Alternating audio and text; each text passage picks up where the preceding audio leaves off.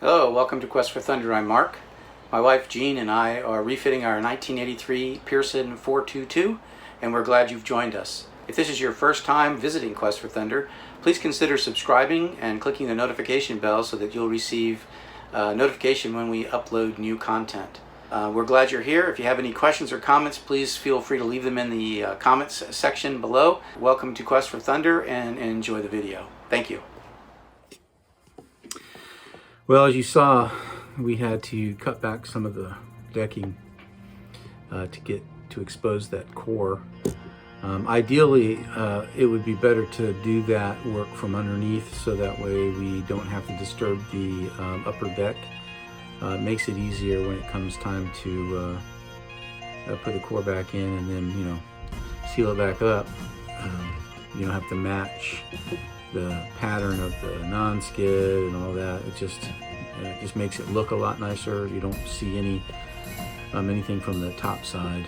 Unfortunately for us, the location of that particular chain plate, the section of the deck is really difficult to get to from inside the boat, so it really forced us to do it from outside, which is unfortunate because it's going to require some additional work at the end to make it look nice. So it's just gonna take longer and be more difficult. But the main thing is that we fixed the core issue. We did have to cut back even more to find good core than what was shown on the video, and you'll see that when we move into cutting the new core material and putting the new core material in, which we'll be doing in the next day or so. What I need to do today is I need to get the core material cut out to the correct shape. I also need to prepare the surface, the inner skin of the deck, that section.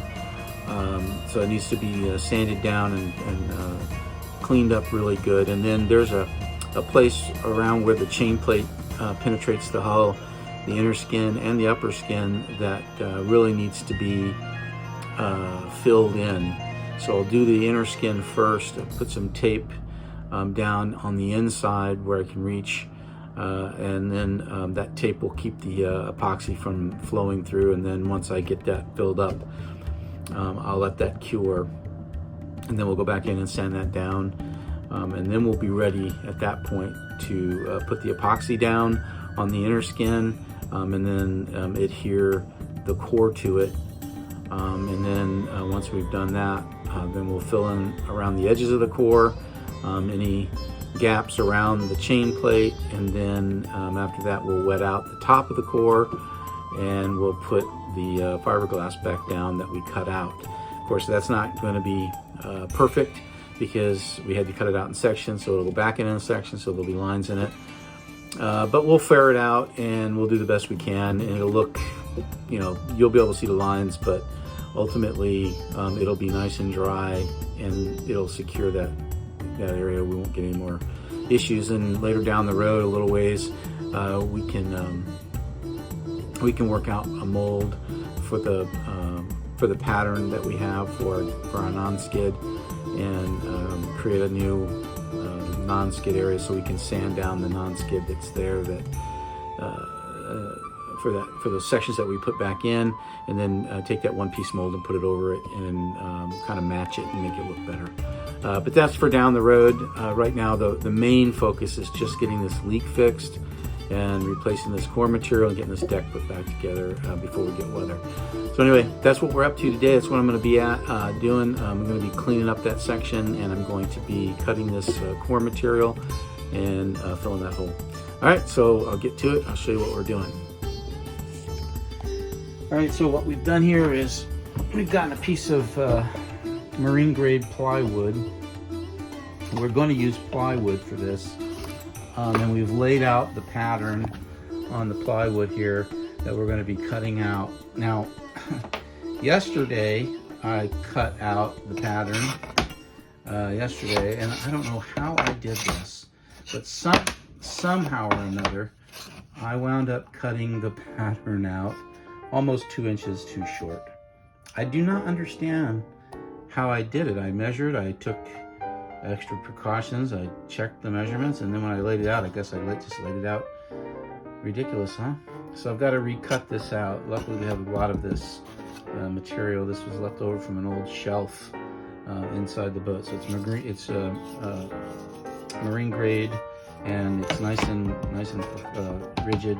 It'll be good core material for this little small area. So yeah, we're replacing what was balsa, and we're using plywood. And a lot of people will be like, what plywood? Plywood is okay to use. A lot of decking material uses plywood as the core. The difficulty with plywood, or the problem with plywood, is that it's a lot heavier than balsa. And so if you were doing a whole deck replacement, plywood core would add a lot of weight to your boat. But we're only doing a little small piece. As you can see, it's only 5 5/8 inches wide by about almost 9 inches long, and it's less than a foot square. So I don't think it's going to be an issue. And of course, we're going to seal this plywood really good with epoxy when we get it, when we bed it in there and everything. So it shouldn't be a problem. So I got to cut this out. That's what I'm going to do next. I'm going to get it all cut out. I'll spare you the watching me handle the jigsaw. But yeah, we'll take a look at the finished product when I'm done.